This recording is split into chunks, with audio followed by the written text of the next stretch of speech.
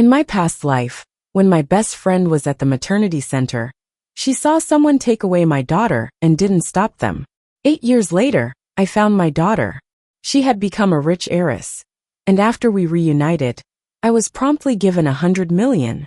My best friend found out and stormed into my house, reeking of alcohol.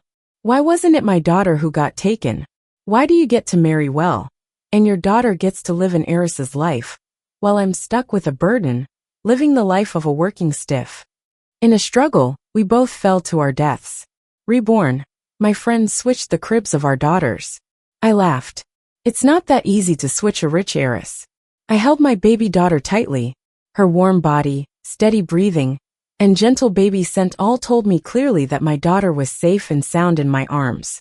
My friend Linda leaned on the crib, moaning about her lost child, but couldn't squeeze out a single tear. Instead, her mouth almost curled into a smile as she pretended to act heartbroken, pounding her chest dramatically, like a terrible actress playing a grieving mother. Clara, why is my life so miserable? Duped by my boyfriend into being pregnant, and now my prized daughter is stolen. It hurts so much. Her wailing drew the attention of the maternity center staff. Seeing an empty crib turned her face pale, and with trembling hands, she pulled out her phone to call the police.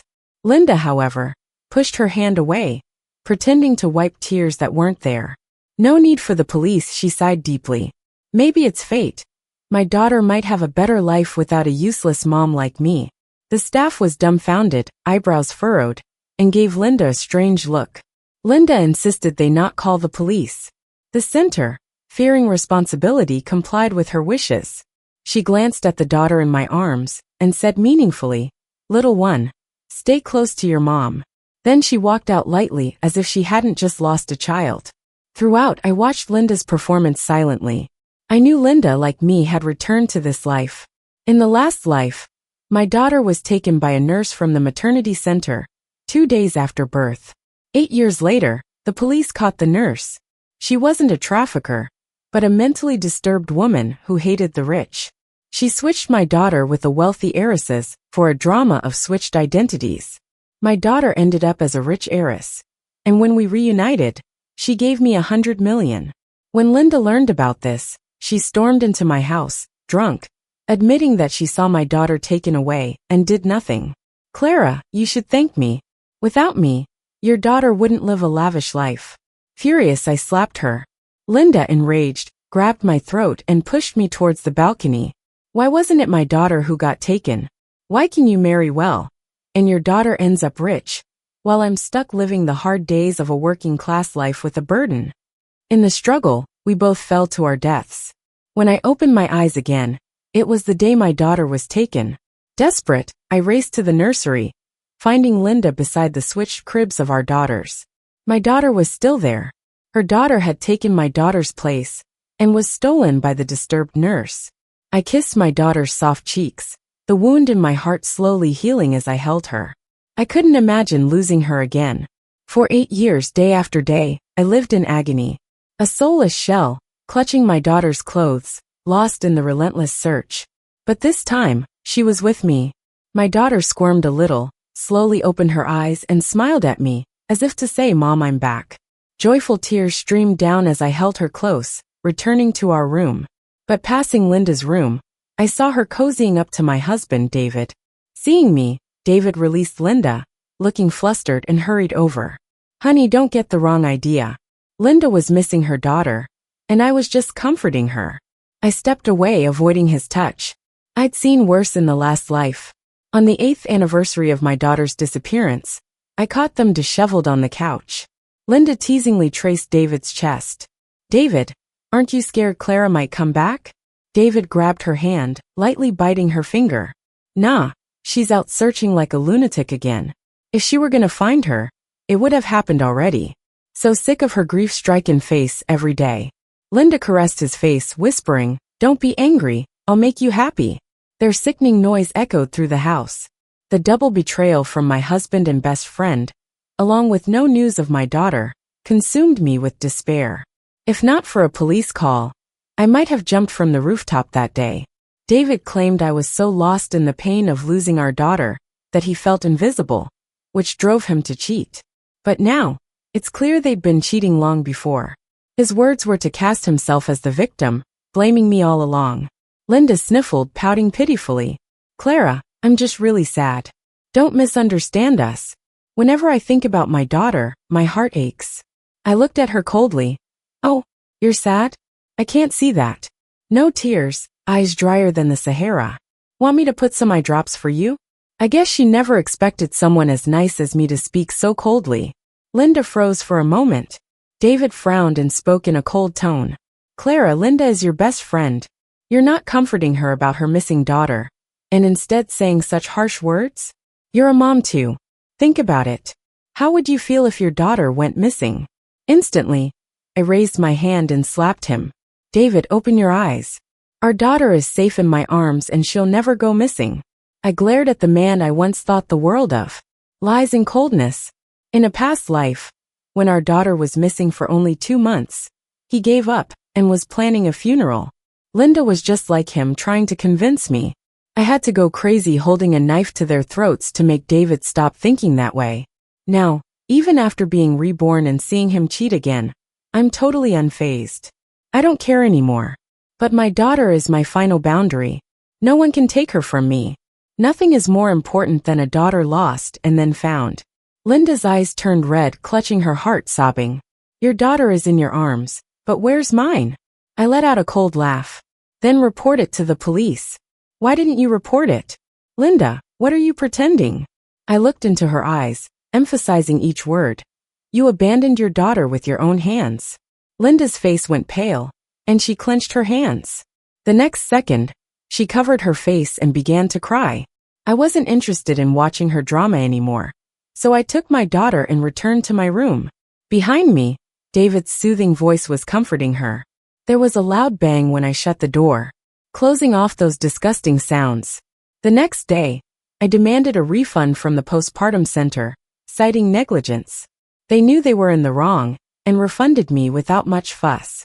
Clara, should we refund Linda's room too? Linda's parents had passed. She didn't listen to my advice, and went with a guy she met at a bar. She not only ended up pregnant, but also got her money taken by that jerk. Before she gave birth, I had to prepare her hospital bag, and buy all sorts of baby stuff. The money for her delivery, and the stay at the postpartum center was all from me. I did everything possible for her, could even give my last for her. But she stabbed me in the heart again and again. I nodded to the staff. Refund. No point feeding a thankless soul. I quickly packed up and left the center. As I got in the cab, Linda called. Clara, what happened? The center said you checked out both rooms. Holding my phone with one hand and gently patting my daughter with the other, I calmly said, no need, so I checked out. Linda started sobbing right away. Even though my daughter is missing, I still need postpartum care. Unlike you, I don't have parents or a husband or a child. I'm all alone. How am I supposed to manage postpartum? Are you still upset about yesterday? David and I are innocent. That pitiful tone, making it sound like I'm the toxic friend. I chuckled.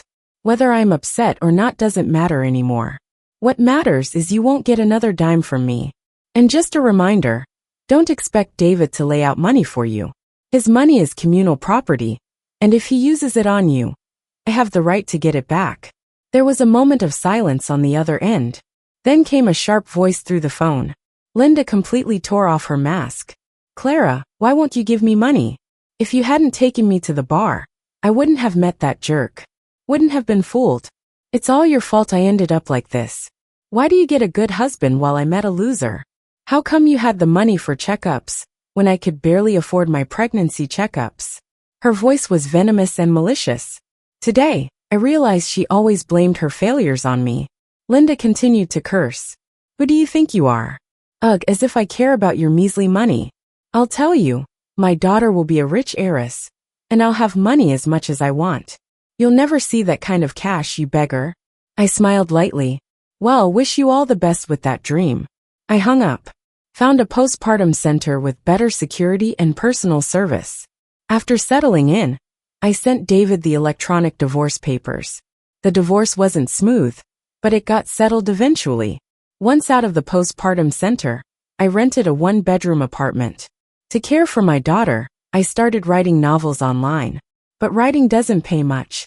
With help from a friend in e-commerce, I opened an online shop. No riches, but enough for us to get by. Life might be simpler, but I have loved ones with me. Surprisingly, Linda and David fell out with each other big time. Heard Linda found David beneath her. Believed she was destined to only ever work a job. Their breakup was ugly. Linda, banking on her daughter becoming a rich heiress, looked down on everyone. She caused trouble everywhere, and whenever she argued she would say, "My daughter is going to be an heiress. Once I get her back, not $1 billion, I'd have all the money." At first people pitied her, thinking she was crazy from losing her daughter. But after too much trouble people started getting annoyed. Several times she ended up at the police station with no friends. She'd call me to bail her out. I just hung up on her. Soon, her reputation really tanked, and people called her the heiress madam mockingly. 18 years later, I got another call from the police. Hearing Linda's name felt like a blast from the past. The police said, Linda was caught at the police station for fraud. She had crashed the coming-of-age party of Carrie, a rich family's daughter, to claim she was her mother. Linda went to great lengths to become a cleaner at the fancy club. Then, she waited for a moment when Carrie was alone in the bathroom, and with tears in her eyes, hugged her tightly. "Daughter, Mama finally found you." She told Carrie she was her biological mother. She said she was swapped at birth by evil people. Linda was sobbing dramatically. "All these years, I've been looking for you. It's been tough. Though, seeing you so well off now puts me at ease. But Mama borrowed a lot of money looking for you. Can you help repay it?" "Not much, just $100 million. Her eyes gleamed with greedy desire. Linda was lying. She had no debts. For years, she had been living well, bouncing around different men. Right before attempting this stunt, she ditched all of them.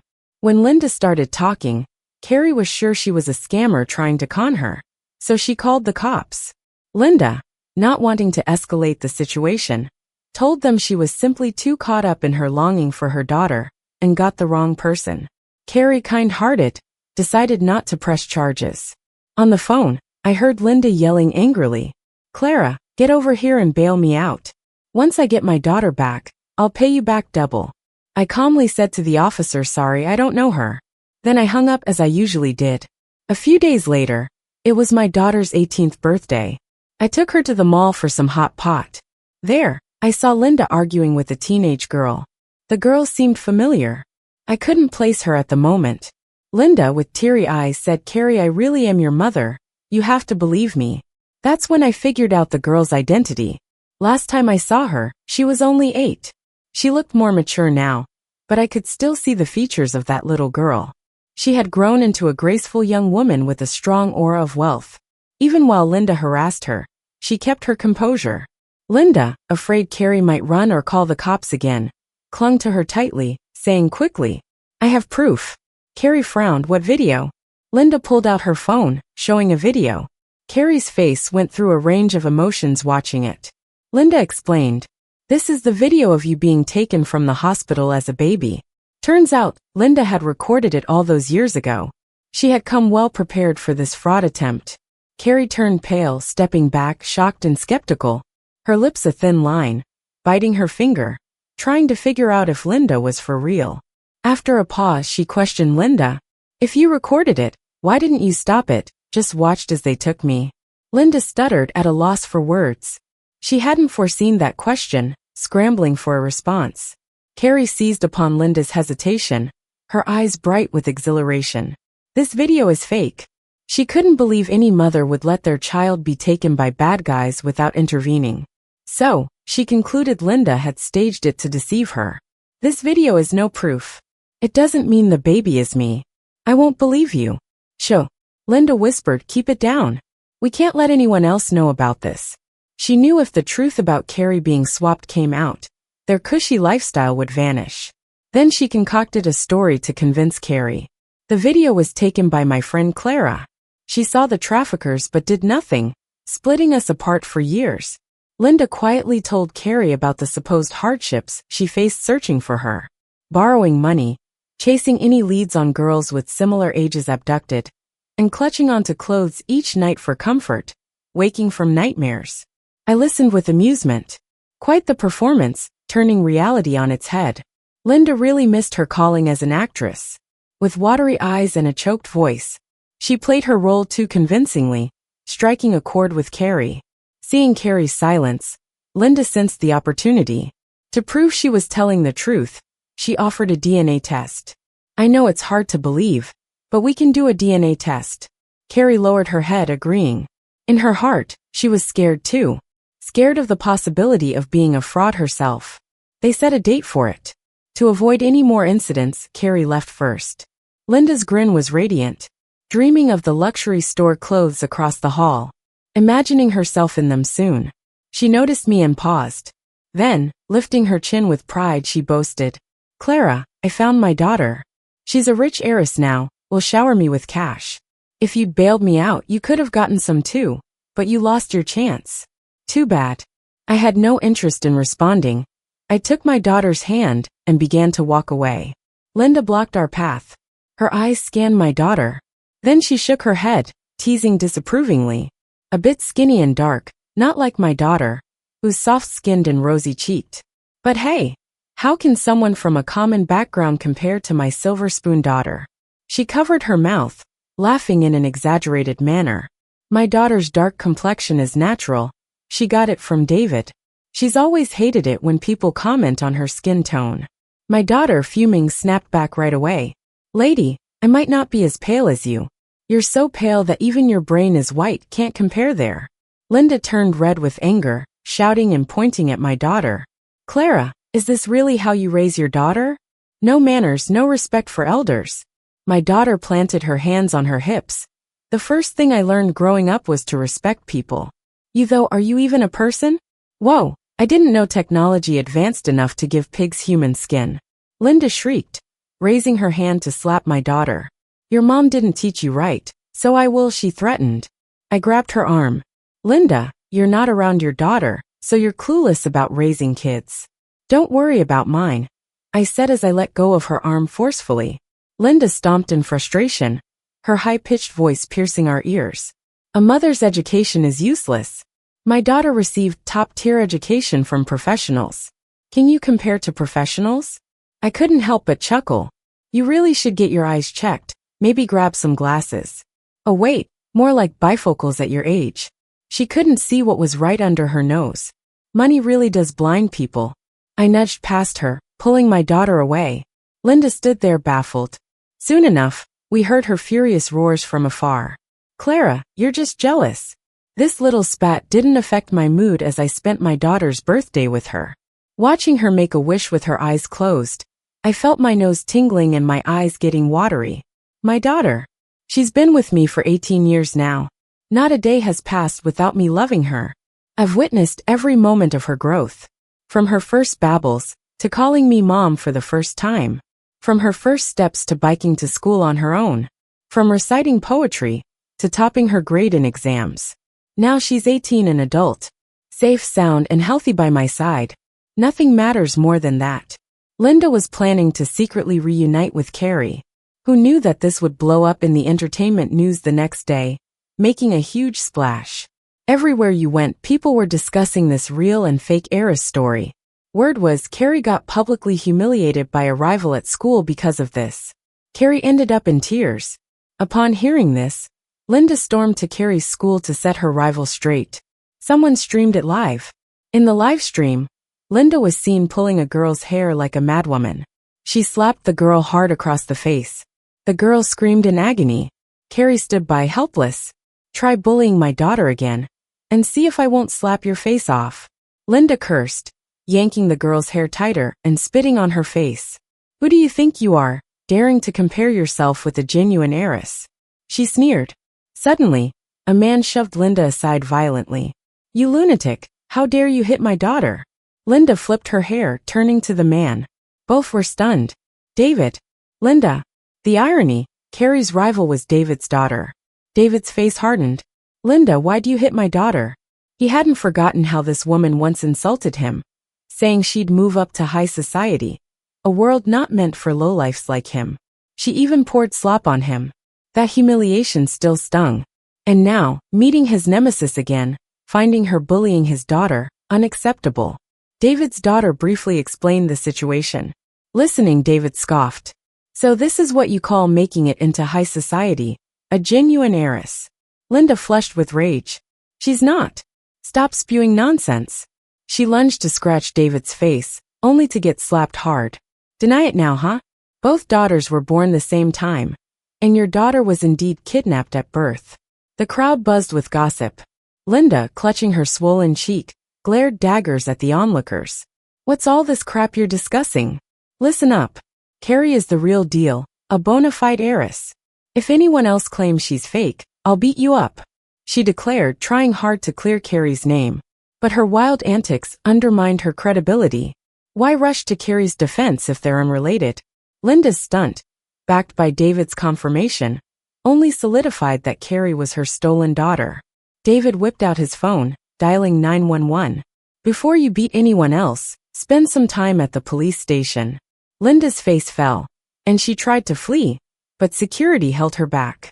Linda was taken away by the police for assault. Seeing the livestream where David appeared, I wasn't too fazed. It's just a reminder. Life's a grand stage where dramatic twists always unfold. Those two were truly bound to cross paths. Linda's school brawl livestream hit trending topics in under 30 minutes. Online chatter about the real and fake heiress took off. Most leaned towards Carrie being the fake heiress. Just as the frenzy escalated, all related news online disappeared. The livestream video was wiped too. Clearly someone intervened. 3 days later, I was busy packing shipments. My daughter just finished packing and sat down to rest, grabbing her phone to watch some videos. Mom, you gotta come see this, she called out. There was a press conference, and the results of the real and fake heiress situation were going to be revealed. I wasn't really interested in the outcome. Lately, we've been getting more and more orders, and it's getting a bit much for just the two of us. I find myself with constant backaches from the strain. Looks like we need to hire some part-time help. I gave my daughter a nonchalant yeah, but she wasn't having it. She was so excited, she just had to pull me to watch with her. Carrie had her makeup done flawlessly, but you could tell from her tired eyes that things hadn't been easy for her lately. Her mom stood by her side, half hugging her. Carrie's dad, Ken, looked serious as he faced the reporters. Recently, it's been said that my daughter Carrie, whom I've raised for 18 years, isn't my biological daughter, he stated. Today, we'll let everyone witness the truth. With a sharp glance from Ken, his assistant immediately pulled out 2 reports from his briefcase. Besides the paternity test between Linda and Carrie, there was also one between Carrie and her father. Reporters swarmed, snapping madly at the 2 paternity tests. The live stream camera zoomed in on the reports. One of them, in bold, read, Linda is not Carrie's biological mother. The other one read, Ken is Carrie's biological father. The reports came from a legitimate forensic institution, making them indisputable. Carrie's father declared it with strength and confidence. Carrie is 100% my biological daughter. Anyone spreading falsehoods will face defamation charges. As for Linda, his eyes narrowed dangerously. She deceived my daughter for personal gain. I've already handed her over to the police. Hearing this, my daughter jumped up in excitement. That woman was a fraud. No wonder she seemed so harsh and mean. Ever since meeting Linda, my daughter has had a strong dislike for her, almost like they had some deep-seated grudge. Just seeing her lights a fire in her. So, she was really invested in the heiress outcome. I told you, they don't even look alike. My daughter exclaimed. Yeah, with such obvious differences, how could Linda not see it? Satisfied with the results, she put away her phone and resumed packing up goods. As she moved, the butterfly birthmark behind her ear seemed to flit and dance. I actually already knew Carrie was the true heiress. She hadn't been switched by the nurse. In my previous life, when I first saw Carrie, I noticed she didn't have a butterfly birthmark behind her ear. That's when I knew she wasn't my daughter. She appreciated my honesty, and recognizing me as her godmother, she even offered $1 billion in acknowledgement money, which I declined. I rushed to the police station to question the nurse, who claimed to have swapped my daughter for the heiress. But she had lied. The swap hadn't happened. Where was my daughter? However, The police informed me that the officer tasked with guarding the nurse was a rookie who let his guard down. Seizing the opportunity, the nurse committed suicide out of guilt. I was heartbroken. In my past life, I never found my daughter, not even before I died. But Linda couldn't cherish her daughter, who was right there with her. She did nothing but beat and scold her, forcing her to do chores at a young age, always calling her a burden. Linda only loved herself, never her daughter. So much so that even after a rebirth, she failed to notice that Carrie looked nothing like the daughter she'd been raising for 8 years. Linda didn't give her daughter away to traffickers thinking she'd give her a better life. She just saw her as a money-making machine, hoping it would get her into a wealthy family. But she got it all wrong. The heiress of a rich family is protected from birth.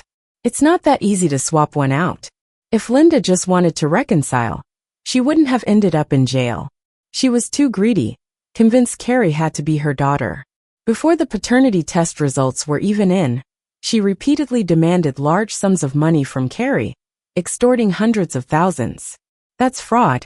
Her conversations with Carrie are proof. The incident where Linda attacked David's daughter hadn't even been resolved, and now there was the fraud as well. She hoped to become the mother of a wealthy heiress, but ended up a prisoner instead. The police called me, saying Linda was demanding to see me. This time I went. When she saw me, she lunged at the bars like a wild beast. "Clara," she snarled, as though she wanted to sink her teeth into my throat. The police restrained her onto a bench, sternly warning her against causing trouble. Linda, eyes bloodshot, glared at me. "You were reborn too, right? What are you talking about?" "I don't understand," I replied, maintaining an innocent gaze. "Don't play dumb," she snapped. "On the day the child was stolen last time, you weren't near the nursery. But you showed up this life, because you knew the child would be taken. You were reborn too." Linda finally had a moment of clarity. "You knew from the start the stolen child wouldn't become the heiress. You let me switch them, and watched as I basked in the fantasy of my daughter being the heiress. Were you laughing at me behind my back?"